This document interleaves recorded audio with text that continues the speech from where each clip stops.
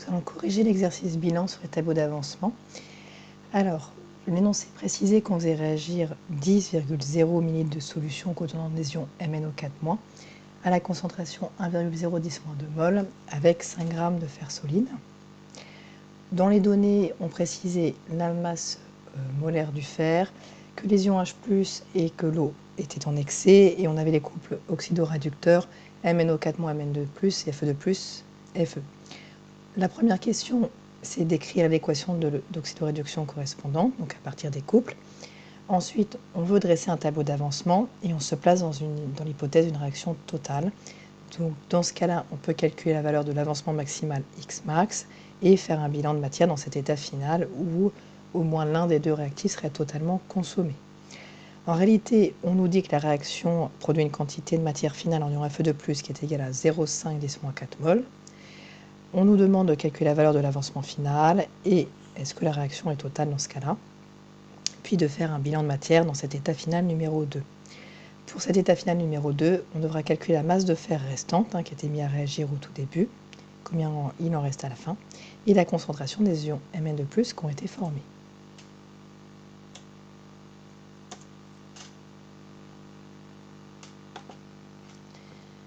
Alors, pour la question 1, dans l'énoncé, on nous dit qu'on fait réagir des ions MnO4- et du fer solide. C'est donc des réactifs. Ces réactifs-là, on va les retrouver dans leur couple oxydant-réducteur. Et ils doivent se placer à gauche parce que c'est ces deux-là que l'on fait réagir. D'après les couples redox, on peut donc écrire du côté gauche MnO4-. Si on regarde le couple, on sait qu'il va pouvoir produire que du Mn2+.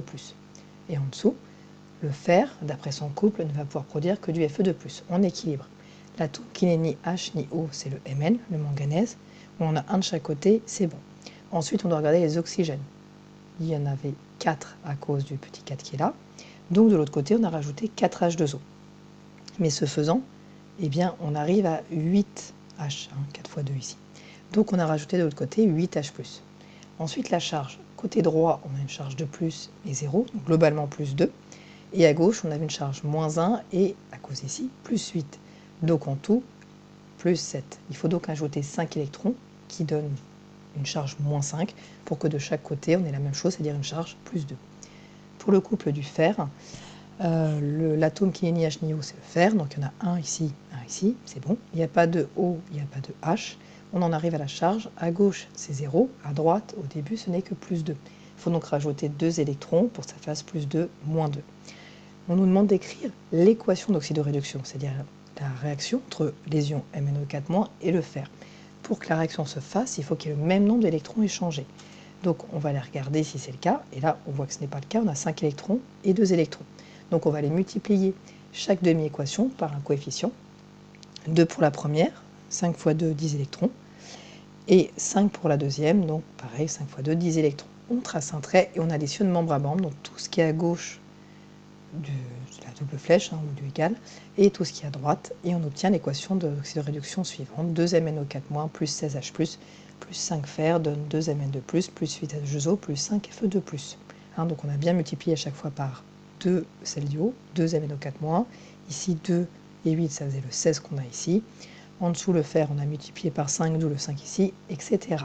On n'oublie pas de mettre les états physiques. En question 2, on voulait dresser le tableau d'avancement, calculer le Xmax, le réactif limitant et faire un bilan de matière à l'état final. Mais pour faire un tableau d'avancement, déjà il faut avoir l'équation de la réaction. Ça tombe bien, c'est la question 1. Après, il faut calculer les quantités de matière des réactifs si on ne vous les donne pas. Donc à l'état initial au début, j'en ai combien? On va les déterminer grâce aux données. On va commencer par le fer. Le fer, on savait qu'il y en avait 5,0 g. On n'oublie pas le 0 dans les données, ça compte, c'est un chiffre significatif. Et on avait sa masse molaire qui valait 55,8 g par mol. Pour calculer la quantité de matière, on va servir de la formule N égale à petit m sur grand N. Donc là, j'ai mis un I pour initial. Donc la quantité de matière de fer initiale, c'est sa masse introduite initialement. J'aurais pu mettre un I ici aussi. Divisé par sa masse molaire. Donc M est en grammes, grand M est en grammes par mol et N est en mol. Il faudrait le préciser sur la copie. Ce qui nous fait 5,0 sur 55,8. En haut, j'ai deux chiffres significatifs. En bas, j'en ai 3. Le calcul ne doit en garder que 2, ce qui fait 9,0 10 moins de mol. Pour l'ion MnO4-, qu'est-ce que je sais? Je sais que j'ai un volume de solution de 10,0 ml de solution qui contient des ions MnO4- à la concentration 1,010-2 mol par litre. Et la relation que je connais entre la quantité de matière, volume de solution et la concentration, c'est que N égale à C fois V solution. Donc là, la quantité de matière N initiale des ions MnO4-, c'est la concentration fois le volume de solution. C est en mol par litre, V est en litres et N est en mol. Ce qui nous fait donc 1,010-2 fois 10,010-3. Ici, on a deux chiffres significatifs. Ici, on en a 3. On doit garder que deux chiffres significatifs, ce qui fait 1,010-4 mol. Je peux maintenant dresser le tableau d'avancement. Dans le tableau d'avancement, on écrit ici l'équation de la réaction, en n'oubliant pas les états physiques. J'ai deux colonnes, état du système et avancement. L'état du système, c'est à chaque fois état initial, au début, je mélange mes réactifs. État intermédiaire, un état quelconque entre le début et la fin. Et l'état final, la réaction elle est finie, elle n'évolue plus. L'avancement x en mol, donc au début x va être égal à 0, ensuite on va avoir une valeur x qu'on ne pourra pas déterminer, et à la fin, comme on est dans l'hypothèse d'une réaction totale, xf va être égal à x max.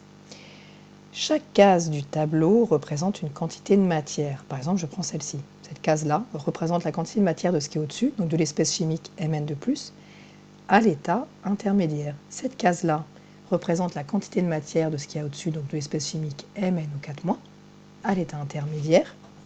Cette case-là représente la quantité de matière de Fe2+, à l'état final. Donc dans la première case, j'ai marqué 1,010-4 mol, c'est la quantité de matière initiale que je viens de calculer de MnO4-. Dans cette case-là, je mets 9,010-2, parce que c'est la quantité de matière initiale que j'ai mis de fer solide. On voit que dans la case du H+, et dans la case des H2O, là, dans chacune des cases, j'ai mis une croix. On peut mettre excès aussi, c'est parce que l'énoncé précise que c'est en excès. On ne va donc pas s'embêter à faire le moindre calcul dans le tableau. D'accord ? Ensuite, à un état intermédiaire, la réaction a commencé. L'état initial, en fait, c'est un peu comme quand vous faites un gâteau. Vous mélangez les ingrédients. Hein, donc je mélange tout. Quand je mélange tout, j'ai pas de gâteau. Et mon gâteau, c'est les produits. Donc c'est normal qu'ici, que j'ai mis un 0 pour Mn2+, et ici, j'ai mis un 0 pour Fe2+. Ça n'a pas commencé, il n'y en a pas. Par contre, dès que ça va commencer, je vais avoir un état intermédiaire. Hein. Comme je disais tout à l'heure, c'est entre le début et la fin de la réaction. Je vais avoir ce que j'avais au début, 1,010-4, moins un petit truc en moins. Il y a un petit truc qui aura réagi, donc il y aura un peu moins des réactifs. Comme quand vous faites un gâteau et vous plantez le couteau dedans. Le couteau il va ressortir plus ou moins mouillé, parce qu'il y aura plus ou moins de gâteaux de formés. Donc, en gros, le X, ça représenterait la quantité de matière qui aurait réagi. Et si vous voyez un 2 devant, un coefficient stoichiométrique devant, vous le remettez devant le X. Donc c'est ce qu'on avait au début, moins quelque chose qui aura disparu. Le quelque chose qui a disparu, c'est le coefficient stoichiométrique fois X. X, c'est l'avancement. Pareil pour Fe, j'ai ce que j'avais au début, 9,010-2, moins un petit truc qui aura disparu, mais pour deux trucs ici qui disparaissent, j'en ai 5 là. Donc je mets un 5 devant le X. De l'autre côté, c'est les produits, donc eux ils vont apparaître. Donc on ne va pas avoir un moins, on va avoir du plus. Hein, qu'est-ce que j'ai eu en plus? Et là, comme j'ai un 2, je vais avoir 2x, hein, 2 fois la quantité de matière qu'on aurait perdu entre guillemets. Ici, pour le Fe2+, j'ai un 5, donc je vais avoir 5x. Et alors la dernière ligne, c'est hyper facile, c'est la même chose avec des x max. Donc l'avancement final, dans ce cas-là, c'est égal à x max, dans une réaction supposée totale. Donc ce que j'avais au début, moins 2x max, ce que j'avais au début, moins 5x max, 2x max, 5x max. Donc le plus dur, ça va être de faire l'état intermédiaire, ensuite on met juste x max. Ensuite, on va essayer de déterminer la valeur de x max.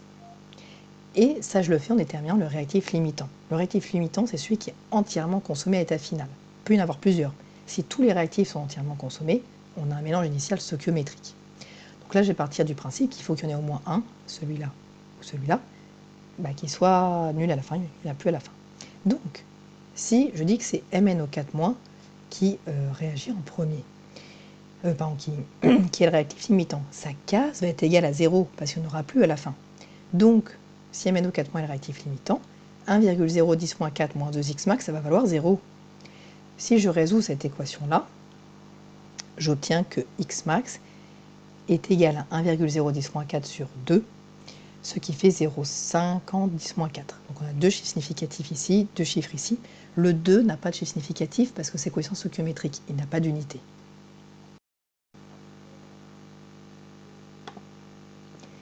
Si maintenant on regarde Fe, si c'est lui qui est le réactif limitant, alors sa case, sa quantité de matière va être égale à 0 à la fin, il n'y en aura plus. Si FE est le réactif limitant, alors 9,010 moins 2 moins 5x max sera égal à 0. Je résous cette équation. Ça fait x max égale à 9,010 moins 2 sur 5. 2 chez significatif, il n'y en a pas parce que 5, ça vient du quotient stoichiométrique qui n'a pas d'unité, donc pas de chez significatif. On trouve 0,018 mol. Donc là, j'ai 2x max. Je garde lequel? La règle, c'est de garder le plus petit des deux. Et le plus petit des deux, c'est celui qu'on obtient avec MnO4-. Donc MnO4-, c'est le réactif limitant. X max sera égal à 0,50 10 moins 4 mol. On va pouvoir maintenant réaliser le bilan de matière à l'état final. Alors c'est quoi un bilan de matière à l'état final? C'est tout simplement calculer les quantités de matière des réactifs et des produits à l'état final. S'il n'y a plus de réactifs, il y en aura 0 mol. Mais il se peut qu'il en reste. Donc on donne pour les réactifs et produits la quantité de matière que j'ai à la fin. On va se servir du tableau. Donc MnO4- c'est le réactif limitant. Du coup, dans sa case, j'ai mis un égal à 0, il n'y en aura plus. Il va rester du fer, on aura produit du Mn de plus et on aura produit du Fe de plus. Donc la quantité de matière F pour finale de MnO4-, ça vaut 0 mol. Réactif limitant, il n'y en a plus.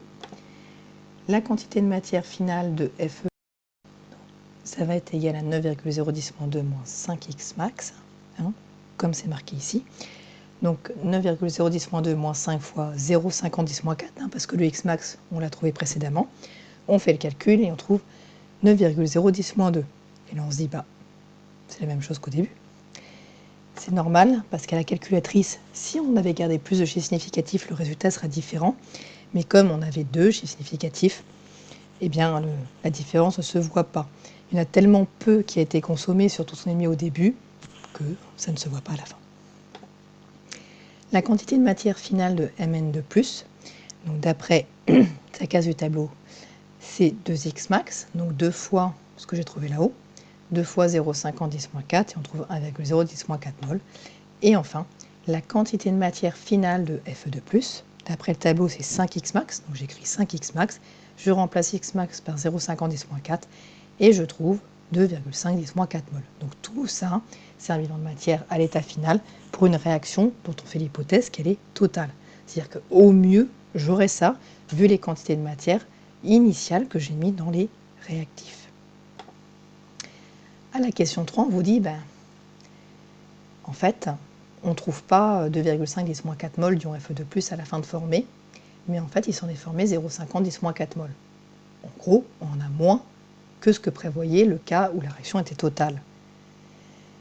Donc l'état final réel n'est pas celui de l'hypothèse initiale, il n'est pas celui de la question précédente. Dans ce cas-là, on refait un tableau d'avancement avec un état final numéro 2. Vous voyez ici, j'ai mis xf inférieur à xmax. On n'est pas allé jusqu'à l'avancement maximal, on s'arrêtait un peu avant. Donc dans le tableau, ça ne change pas grand-chose. Vous avez toujours la quantité de matière initiale, moins 2x ici, pareil ici. C'est sauf qu'à la fin, au lieu d'avoir xmax, j'ai mis xf.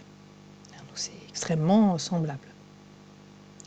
Dans l'énoncé, on nous dit que la quantité de matière de Fe de plus, qui est représentée par sa case, ça vaut 0,50 10 moins 4. Donc toute cette case où il y avait écrit 5xf vaut 0,50 10 moins 4. J'en déduis que 5xf vaut 0,50 10 moins 4, je résous, xf vaut 0,50 10 moins 4 sur 5, 2 chiffres significatifs, pas de chiffre significatif parce que ça c'était le quotient stoichiométrique, donc ça n'avait pas de chiffre significatif. J'en garde 2, 0,10 10 moins 4 mol. Donc l'avancement final vaut en vérité 0,10 10 moins 4 mol.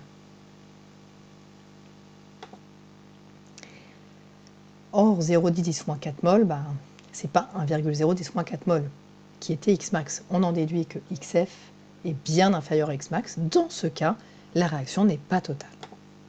Si on réalise maintenant un bilan de matière dans l'état final numéro 2, en se servant de la valeur de xf et plus de la valeur de x max. Donc on reprend le tableau pour nous aider, avec les xf à la fin. Hop, donc à ces dernières lignes. La quantité de matière finale de MnO4- que je retrouve dans cette case-là, c'est égal à 1,010 moins 4 moins 2xf. Je réécris ici. Je remplace par les valeurs, donc 1,010 moins 4 moins 2 fois 0,10 6 moins 4, ça c'est xf. Et avec deux chiffres significatifs, ça fait 8,010 moins 5 mol. Ensuite, pour le faire ici, d'après la dernière case du tableau, à l'état final, je vais en avoir 9,010 moins 2 moins 5 xf. xf, c'est toujours ça. Donc 9,010-2 moins 5xf égale à 9,010-2 moins 5 fois 0,10-10-4.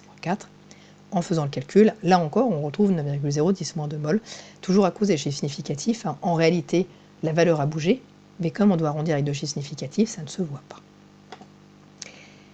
La quantité de matière finale de Mn2+, ici, qui était un produit, est égale à 2 fois xf, donc 2 fois 0,10-4, ça fait 0,20-4. Et enfin, la quantité de matière de Fe2+, on vous la donne, ça fait 0,50-4 mol.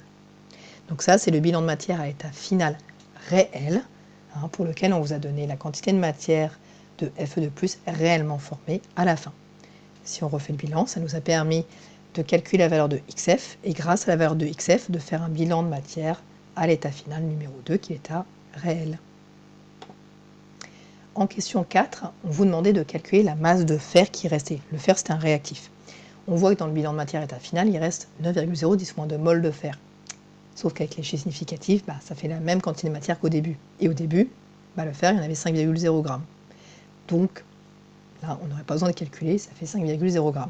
Si dans un autre énoncé, ce n'est pas le cas, on se serait servi de la formule que la quantité de matière finale du fer, c'est la masse finale de fer produite sur la masse molaire.